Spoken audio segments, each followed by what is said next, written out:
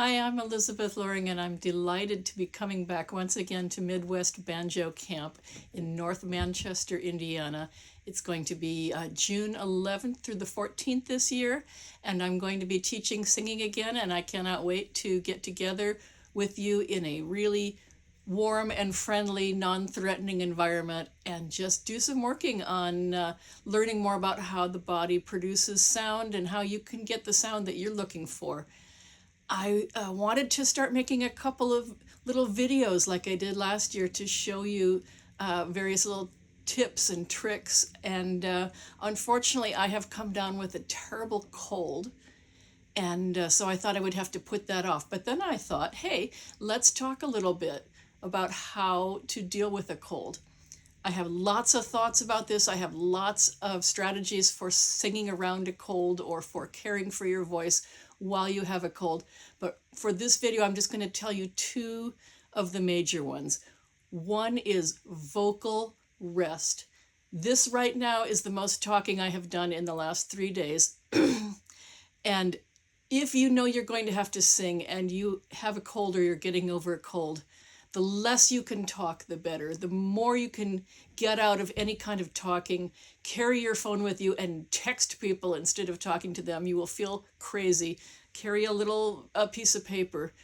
If you have to talk, you can, don't do what I'm doing right now, but if you have to talk, try to speak in a register that's not your normal register. Because when I talk down here where I normally do, I feel like when I have this cold, I'm putting more stress on the vocal folds. I can feel them getting irritated.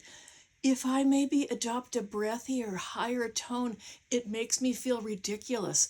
But it's also going to keep from straining that voice. So while I'm normally trying to help people find a fuller, richer tone and get away from sometimes a breathy sound, in this case, it really will help to keep your voice intact as long as you need it to sing. So don't use it.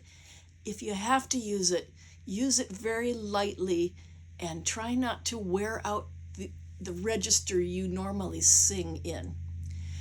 The other tip I want to give you is hot, warm, salt water gargle.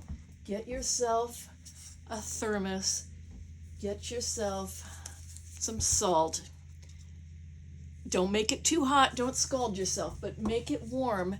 And if you can just go someplace where you're going to be able to spit, to expectorate, get yourself that warm saltwater gargle going on. And it really will do amazing things to soothe that inflamed tissue and help you through whatever singing you have to do. If you have to be in the studio, if you have to play a gig. If you don't have to sing, I wouldn't. I would just, like I say, do the vocal rest. If you're on stage and you can't really be spitting on stage, it's not done, I would have a little bit of warm salt water anyway and take the tiniest sips and just let them sit in your throat as long as you can. I think this is the same kind of thing that's going on when you have chicken noodle soup. I really think that's what's going on with chicken noodle soup. There might be other factors, but it's that salty, warm water that will be soothing to the tissues in your throat and just goes a long way to giving you some relief. So, like I say, I've got lots and lots more ideas, but I hope that you will show up at Midwest Banjo Camp. Find it online in June in North Manchester, Indiana, and we are going to have a really good time and get into all the ins and outs of singing. All right, thanks a lot. Bye.